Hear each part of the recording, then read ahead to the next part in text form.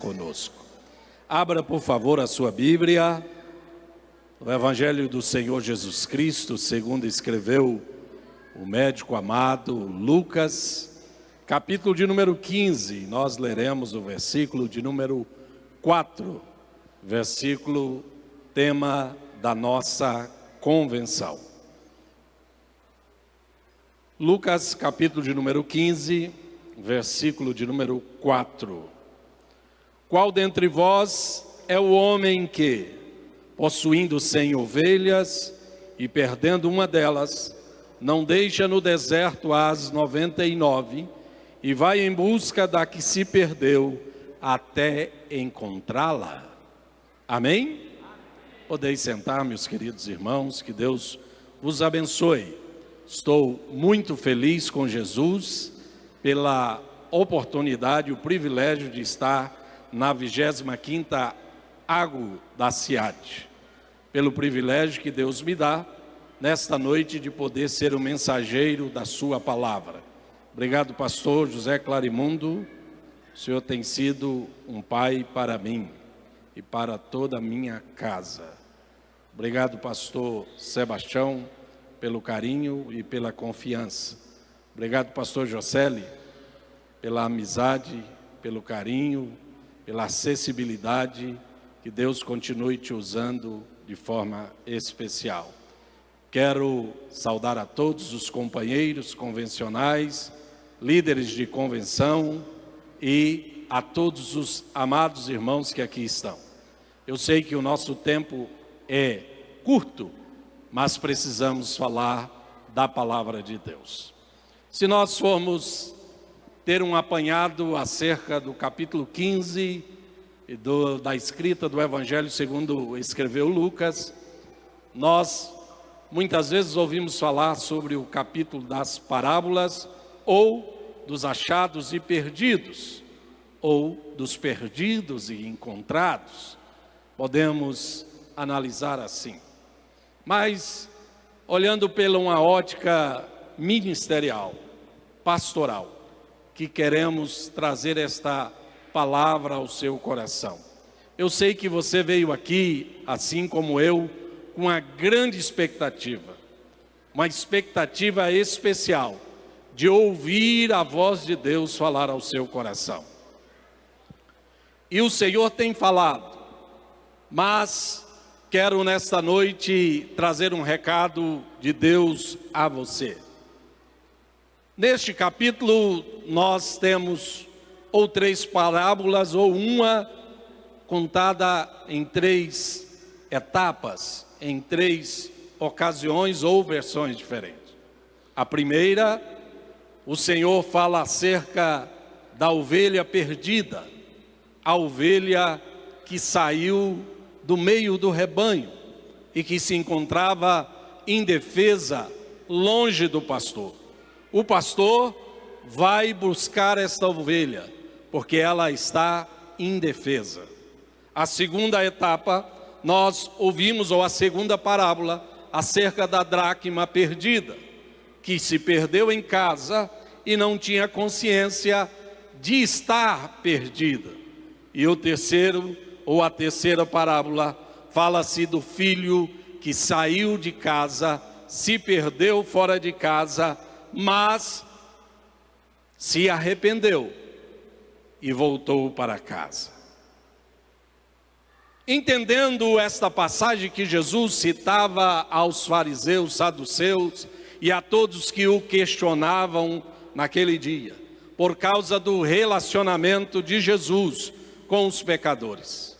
Todos nós, em algum momento ou em toda a nossa vida, precisamos relacionar-se com alguém que ainda não encontrou Jesus, que ainda não recebeu Jesus em seu coração. Se a igreja se isolar, se eu como pastor, você, todos nós nos isolarmos do acesso ou do contato ao homem que ainda não tem Jesus, como esta pessoa vai ouvir falar de Cristo? Jesus teve este contato porque esta era a missão dele aqui na terra.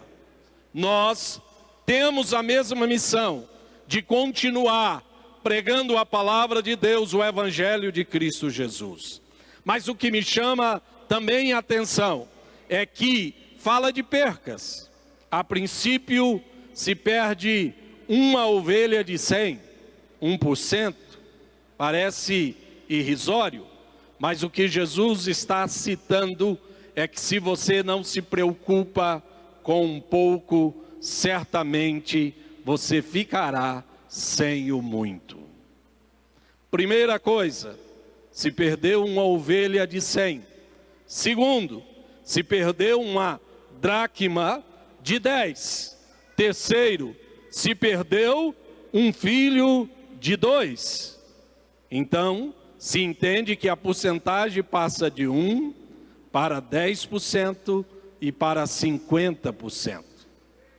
Segundo a narrativa de Jesus, todos foram encontrados.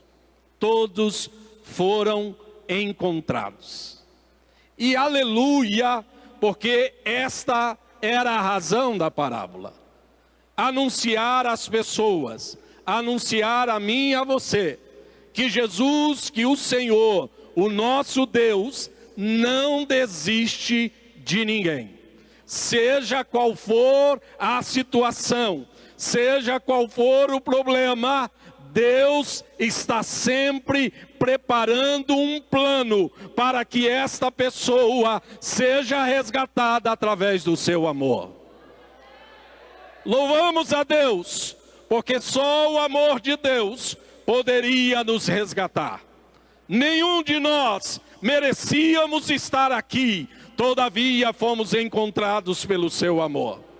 Todavia fomos achados pelo favor imerecidos, que é a graça do Senhor Jesus. Mas, dentre estas parábolas, algo também me chama muito a atenção. E eu, pastor, você obreiro da casa do Senhor, da obra do Senhor. Muitas vezes, o que nós recebemos deveria ser para melhoras, para crescimento, para uma grande construção ministerial. Mas às vezes nós somos como o filho pródigo, que pediu ao pai a herança e recebeu dele a sua parte. Mas aquela herança, ao invés de servir para a edificação daquela pessoa, serviu para um declínio muito grande moral e espiritual. E muitas vezes nós somos como o filho pródigo. Recebemos de Deus o favor, a graça, o dom do Espírito Santo. Recebemos a confiança dos nossos pastores. Somos colocados em posições importantes de decisões, lugares em que faremos uma grande diferença. Mas ao invés de usarmos o dom, o poder, a graça que Deus nos deu para edificar, nós usamos isso para rebeliar. Nós usamos isso para dificultar a porta do céu. Aqui na minha igreja não é assim. Comigo não funciona assim. Lá pode ser do jeito que quiser, mas aqui não. O que Deus te deu foi para a edificação. Os dons que Deus me deu foi para edificar a noiva do Cordeiro. O chamado que Deus te deu foi para construir aqui nessa terra um grande legado espiritual. Estava pensando desde ontem, vendo o pastor Clarimundo, o pastor Sebastião José Inácio, os obreiros, companheiros da obra. E dentro de mim, pastor Clarimundo, vinha sempre uma voz: está indo uma geração de obreiros que quando recebia uma missão, ia até o fim. O pastor ordenava: vá à localidade tal levar a ceia. O obreiro ia de bicicleta, a cavalo, de carro, o que tivesse, ele ia. Se chegasse lá na frente, tivesse uma ponte caída, um rio tivesse transbordado, ele passava para o outro lado. Ele dava um jeito, mas chegava lá. Levava a ceia à ovelha que estava aguardando alguém socorrê-la. Mas nós estamos em uma geração que, quando recebe missão, chega e diz: pastor Clarimundo, eu desejei muito fazer, mas o meu carro quebrou, a minha sogra adoeceu, o meu filho não teve como ir para a escola.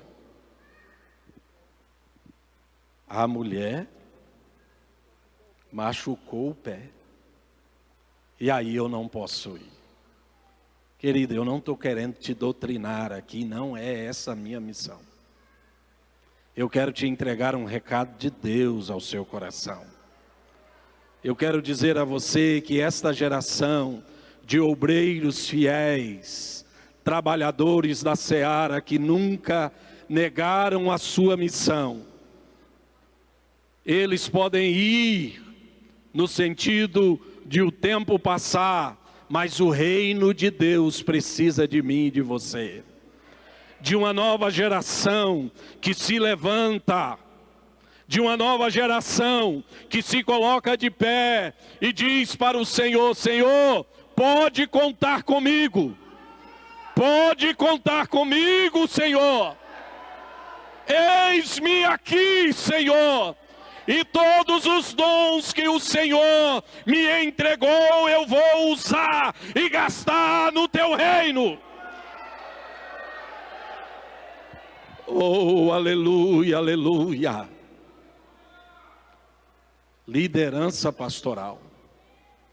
Como é que a minha ovelha me vê? Como é que a sua ovelha te vê? Um pastor, um dirigente, um obreiro que não desiste. Eu me lembro, eu sou jovem ainda comparado aos companheiros ministeriais, mas nasci em um lar cristão. Meu pai já era pastor quando eu nasci. Nunca vi meu pai desistir de uma missão. Nunca vi meu pai retroceder em uma missão e dizer assim: não dá, não vou conseguir, não vou chegar até o final. Ele ia, e por mais dificuldade que ele enfrentasse no caminho, ele voltava cantando e adorando o nome do Senhor. Quantas vezes tem alma chorando, esperando por mim e por você. O Deus que não desiste, o Deus que não desampara, o Deus que não abandona, é o Deus que nós servimos. E é o Deus que conta comigo e com você para essa nova geração. Uma geração de obreiros fiéis ao Senhor Jesus Cristo, amantes da sua palavra, aplicados à oração e à santidade, e que levanta a bandeira dizendo: eu vou até aonde minhas forças conseguirem. Pastor, não vai dar certo, mas eu vou tentar. Pastor, desse jeito não funciona, mas eu vou prosseguir. Pastor, eu acho que desse jeito não vai dar certo. É claro que precisamos ter entendimento como pastores, de que nem todos os planos que fazemos, que arquitetamos, organizamos, é aprovado pelo Senhor. Mas precisamos aprender a não desistir no meio da batalha. O sentido da palavra de Jesus é: não desista, porque eu não desisto. Não desista, Pastor, está me dando muito trabalho. Não desista. Pastor, aquele obreiro está me dando muito trabalho. Não desista, porque Deus o ama. Não desista da igreja. Não desista das ovelhas. Não desista do seu ministério. Não retroceda. Não volte atrás, porque Deus conta com você. Oh, aleluia. Glória a Deus, glória a Deus, glória a Deus. Primeiro, a perca pode ser de 1 a 50%. Não importa. Precisamos valorizar cada alma que Deus nos entrega. Segundo, o dom que Deus me deu, que Deus te deu, que nos deu, está servindo para a edificação ou para cumprir as minhas vontades. Deus conta com a igreja viva. Deus conta com obreiros fortes, homens e mulheres cheios da unção do Senhor. E entre a parábola ele conta a dracma perdida. E nessa parábola o Senhor menciona uma mulher. Porque a dracma representa alguém que está perdido dentro de casa. Um filho, uma ovelha e até mesmo um pastor. Que se perdeu dentro de casa. E nós, como homens, às vezes não temos essa percepção. E Deus narra a história, o Senhor Jesus narra a história. E mostra dentro da história uma mulher. Porque a mulher tem uma visão aguçada. É a mulher que diz, fulano está triste. Estou preocupada com fulano, com alguém. Jesus não contou essa parábola mencionando uma mulher aleatoriamente. Ele contou essa parábola alertando e citando alguém que tem a percepção das coisas. E aquela mulher procurou até encontrar. Primeiro, o pastor valoriza cada ovelha. Segundo, valoriza o dom que Deus deu. E terceiro, celebra a volta do perdido. Se tem uma coisa que o crente gosta de ver no seu pastor, é o entusiasmo. Pastor, meu filho passou na faculdade. Glória a Deus, meu irmão. Pastor, aconteceu isso, Deus me deu vitória. Glória a Deus. Sabe por quê? Porque a ovelha olha no pastor, vê no pastor uma pessoa diferenciada e cheio da unção de Deus. Quando alguém está triste, angustiado, a primeira coisa que ele fala, eu preciso conversar com meu pastor. O Senhor Jesus disse que aquele pastor encontrou a sua ovelha.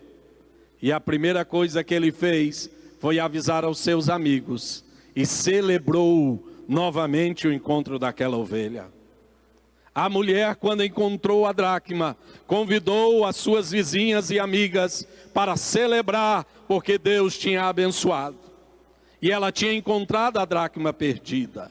E o pai, quando o filho volta, a primeira coisa que ele faz é troca as roupas, troca o calçado, honre o meu filho com o anel e celebre, convide todos da casa, porque o meu filho estava morto e agora reviveu. Sabe o que significa? Em todos os momentos, Deus aprova a celebração, voz de júbilo e festa, porque aquele que se perdeu voltou para casa, o que estava perdido foi encontrado. Isso simboliza o amor de Deus por mim e por você. Ser pastor não é tão simples. Ter teses maravilhosas é bom e agradável, mas no campo pastoral, na prática, não é tão simples. Buscamos modelos pastorais para que possamos seguir. Eu tenho certeza que o seu modelo, assim como o meu, é o modelo do pastor José Clarimundo, nosso pastor.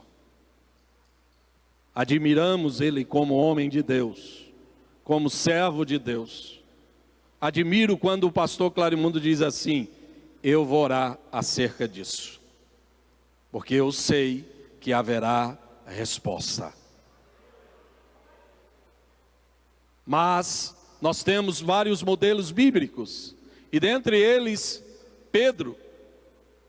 E Pedro aconselhava os seus obreiros, pastores, no capítulo 5 da primeira epístola de Pedro.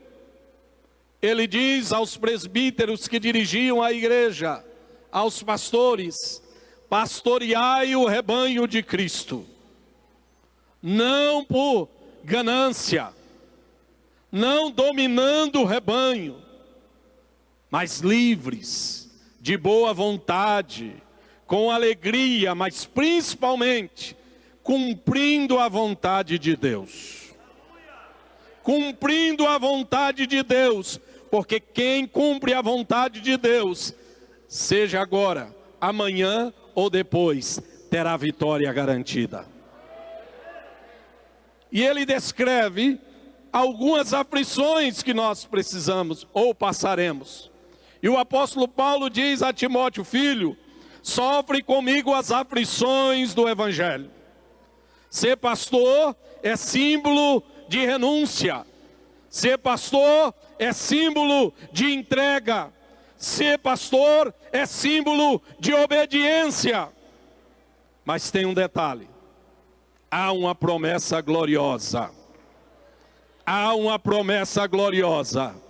E o mesmo apóstolo Pedro diz, em 1 Epístola de Pedro 5:4, diz: olha, mas ele aparecerá, o supremo pastor, o pastor de todos nós, aparecerá. E quando ele aparecer, ele vai vos entregar uma coroa incorruptível. Não é só luta, meu irmão. Não é só perseguição e renúncia. Há vitória garantida, há galardão garantido, há milagre esperando por mim e por você. O nosso pastor, o mesmo que o salmista Davi diz: o Senhor é o meu pastor, nada, absolutamente nada dele me faltará, porque ele nunca vai falhar na minha vida. Ele nunca vai ausentar-se de mim. E por mais difícil que esteja, lá onde você esteja pastoreando, dirigindo ou auxiliando alguém, fique firme. Quem sua mão ao arado já pôs, constante precisa ser. O sol declina e logo após vai escurecer.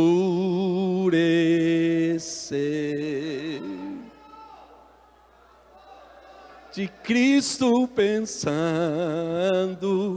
em oração vigiando, alegremente.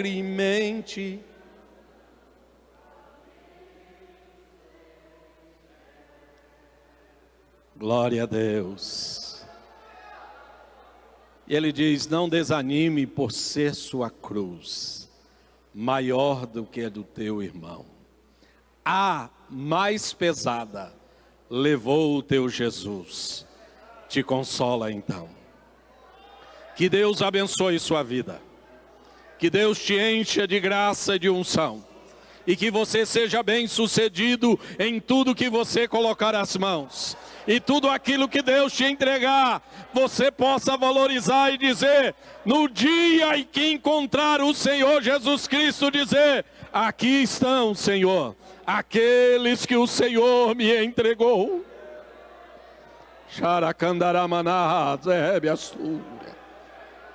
Aqui estão aqueles que o Senhor me entregou.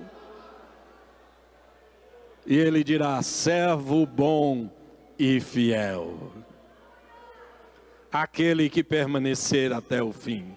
Que Deus te abençoe e que a graça dele esteja sobre nós e sobre os nossos pastores, em nome de Jesus.